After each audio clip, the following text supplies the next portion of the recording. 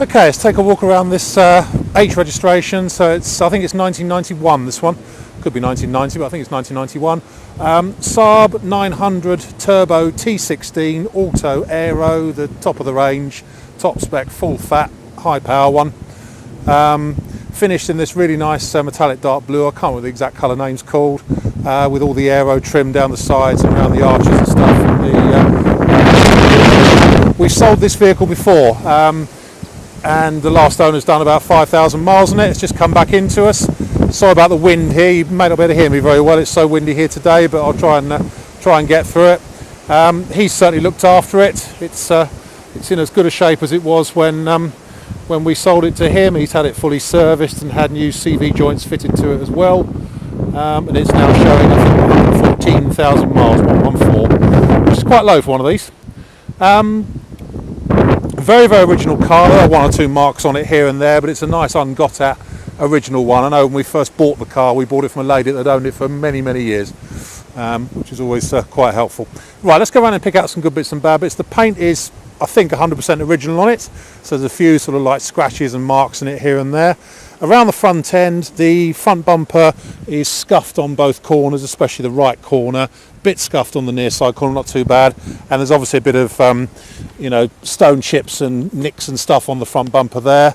The bonnet itself, a couple of marks and stuff on the front edge, a little bit of lacquer loss and lacquer lifting here and there.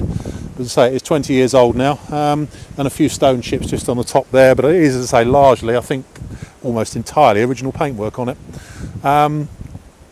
Looking down the near side, apart from a couple of minor parking dinks in the near side door, looks very straight down the near side. Near side wing is all good. One point, originally it would have had a coach line running along there. You can still see a small shadow of it, but it seems to have been peeled off along the sides of the cars. I think they're red and silver from memory. Obviously, they don't last very long, and they've been peeled off, I think. But yeah, near side wing and the bonnet side here is all very good. Near side wing is fine. Near side door all looks pretty good. Just a little bit of few marks on the back of the door here. Obviously, none of the people we got it from originally had a garage, and they were forever rubbing the side on the garage. The rubber strips up here are a bit brittle around the windows. The hood itself is fine. I think it's the original hood, but it's in pretty good shape. There's one or two minor stains on it here and there, but no more than that. It's certainly nice and watertight and everything. Just a couple of marks here and there, a little bit of verdigris, but overall it's in good shape. It's obviously been rebonded there on the rear window, but that's quite often the case. But otherwise, just apart from the marking and staining, very, very slight hole just there in the fold line. Very, very slight, but that's probably still watertight. Just where that's where the fold mark is. Overall, yes, the hood's in pretty good shape. Carrying on back round here, as I say, we've got a small parking dink in the near side door just there. Just looking inside it. Interior wise, it's pretty good. There's a bit of wear on the driver's bolster. It's worn through just on the very base of the bolster where they always go. Otherwise, the seats aren't too bad. Passenger one is good. Driver's one's good. It's got the walnut dash and the extra dials in the centre console as well. And in the back, it's all in good shape as well.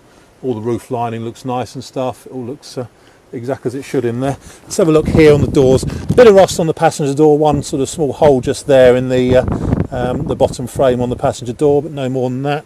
And the inside of the sill doesn't look too bad. That all looks good.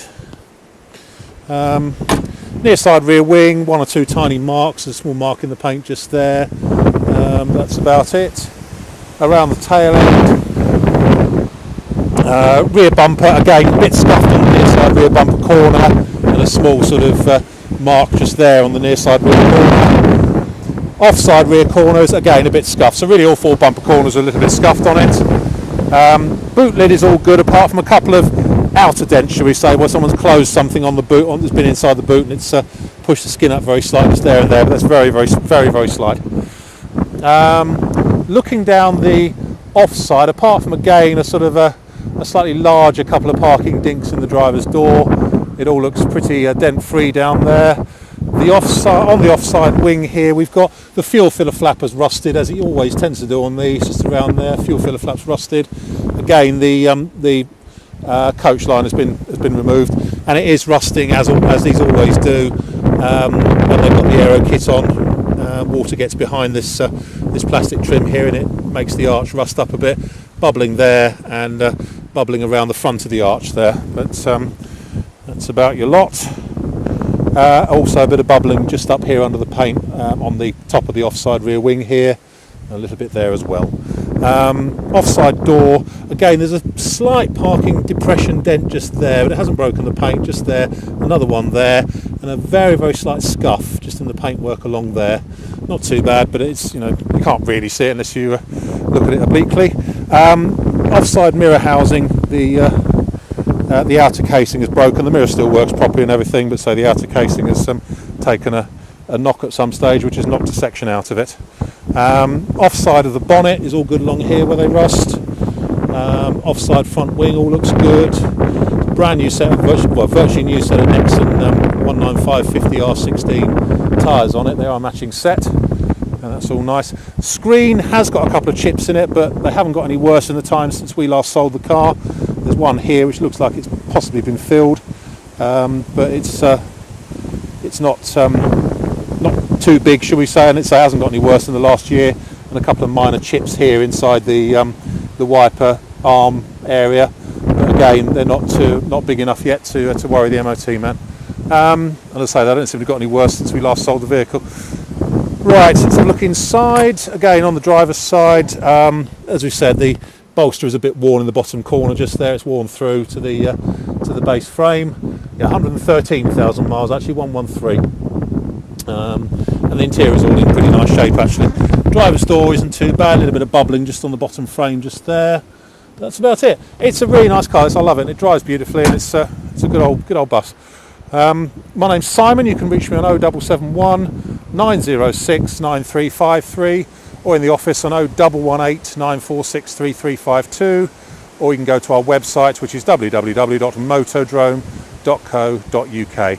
We take part exchanges. We can take Visa and MasterCard credit cards with a 2% surcharge for credit cards, and we can, if needs be, ship it anywhere in the world. That's about it. End.